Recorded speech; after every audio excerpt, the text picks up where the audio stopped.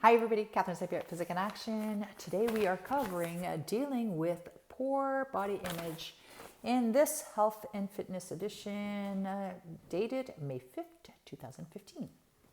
Now if you have issues with self-esteem or body image, I suggest you go grab a pen and a paper and listen, because I will be giving you some tips and tricks. Okie-doo. If you don't have an issue with that kind of stuff, well, kudos to you. Maybe inbox me.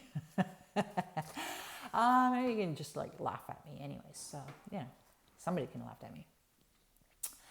Okay, here we go. A client suggested I speak to you about body image and low self-esteem after viewing one of my YouTube videos.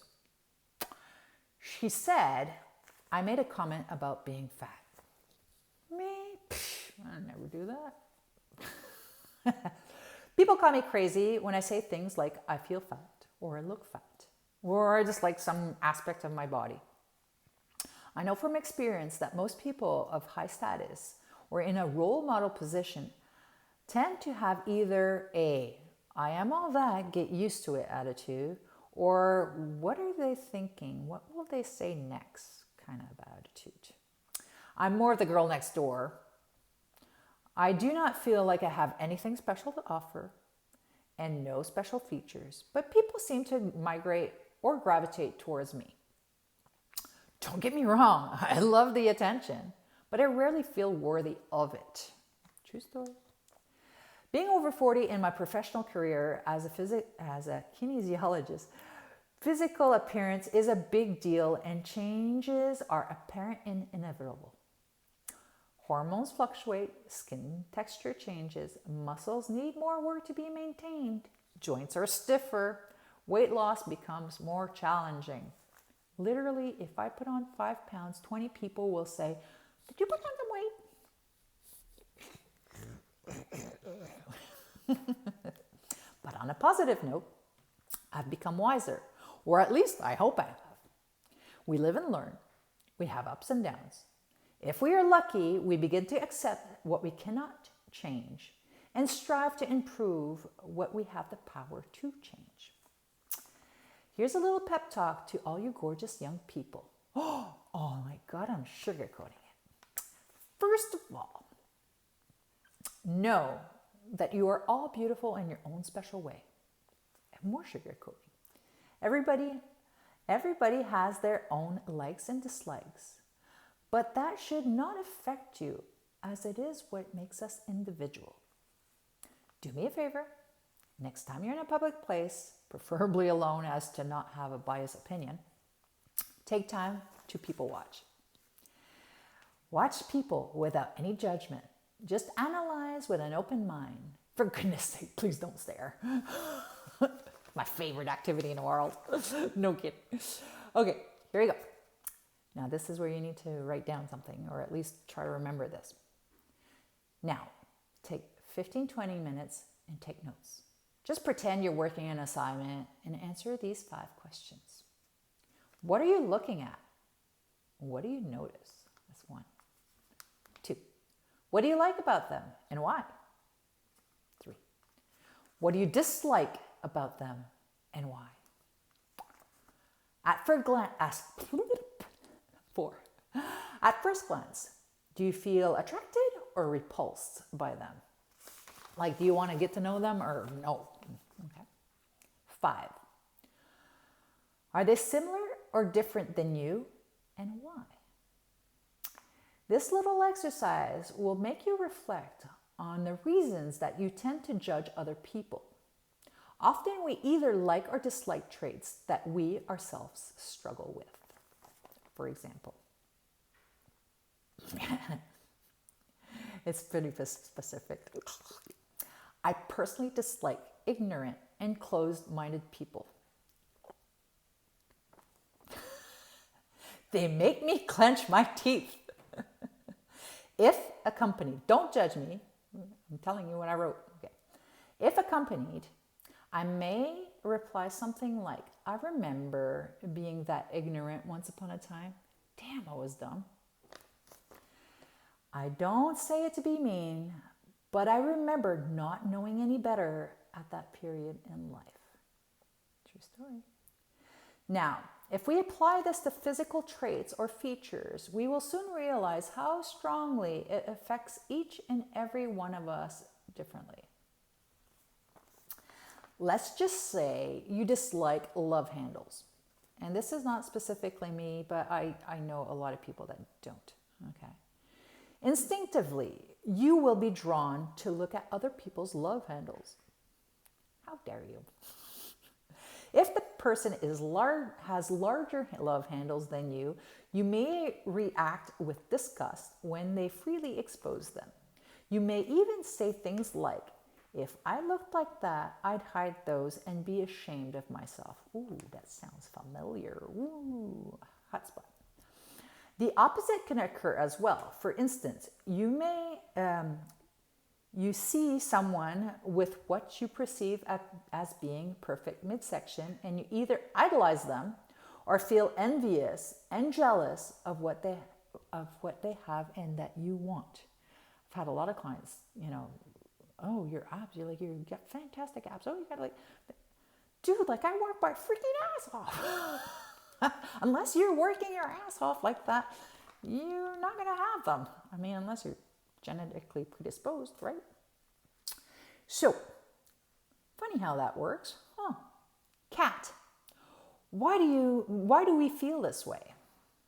Well, to tell you the truth, it all began at a very young age when people commented on your physical features. It often gets worse when it is repeated and reinforced by peers and people you look up to. All it takes is a silly comment. Are you ready? God, you're tall. Geez, you got chunky over the summer. Eat a little. You're so skinny. Oh my God, what happened to your face? You're not that bright, are you? What's wrong with you? Those all sound familiar. Kat, how can I change what was programmed at such a young age? I guess that would depend on your environment. Most often, people who say these types of things are important in our lives and don't even realize that they are hurting us in any way. In fact, most believe that they are toughening us up for the real world. Ready? Here's a 5-step plan. So you need your paper and your pen again. 1, stand up for yourself. Be diplomatic about your response. I believe people need to be told that their behavior is inappropriate and unacceptable. They need to know how it makes you feel and realize that their words can negatively impact people's lives. They need to be told to think before they speak or act. They need to be taught. Do not do to others what you do not want done to you. Okay? And don't be mean about it. Just it's a fact. Okay? Number 2, when possible, change your environment until. Okay, let's do that again. Number 2, when possible, change your environment. Until you are 18, you have little choice of where you live and go to school. However, once that you are legal, you can and should move to a better place. Yes, change can be scary, but it could also be the beginning of a wonderful life. 3, work on the issue you believe to be problematic.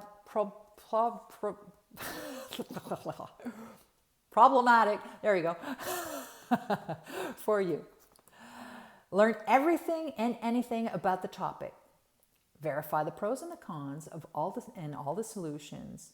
Then mediate the problem. For example, if you think that you are fat, you can train. Make healthier meal choices. But often the problem is psychological, and you may need to get help to diminish the anxiety. So know that you have to do your homework. Like I said before about my abs, I do the work, okay? Number 4, help people with similar conditions to break free from the emotional jail we place ourselves in. Become a coach, a role model, a speaker. The problem may not disappear, but knowing can help you advance in a wonderful and rewarding career while helping others. Sometimes that's what you've got to do. Sometimes you are programmed that way for a reason that you can understand or haven't figured out yet. Just saying. Number 5, be the best you can be all the time. Oh, that's such a hard job. It just means keep moving forward, okay? Believe that you are worthy and capable to achieve anything that you could ever imagine. I have to remind myself this a lot. Someone will always look up to you, whether you know it or not. Be the change you want to see. I hope this helps you feel more confident about yourself. Know that there will always be people who care about you, and there will always be someone who will be listening to your concerns and help you come up with great solutions. Remember, treat others the way that you want to be treated. Stop the cycle of ignorance and diplomatically show them the appropriate way to behave. If you have any suggestions for future articles or have any questions related to fitness and health, please feel free to write at physikinaction@gmail.com. As always, love you, Coach Kat. Well, that was a lot shorter than the other one. There's a lot of to-do stuff in this one. And sometimes rereading what I wrote helps me to remind me of the things that I once knew and I kind of forgot. And I don't want to say forget as in forgot, but forgot to apply lately is a better word. Sometimes we tend to have an awakening, I'll put it that way, or enlightened, or a ha-ha moment. You read something and it made you realize something and you practiced it and it worked. And in my case, I wrote it and put it out to the world. And for a while, I'm usually really good at making good use of it and using it and preaching it. And then at some point, something happens and we kind of get pulled somewhere else, or there's a more pressing issue, and we kind of forget those little things. And rereading this is actually kind of interesting. And I'm sorry if I stumble over my own words that I've written 5 years ago.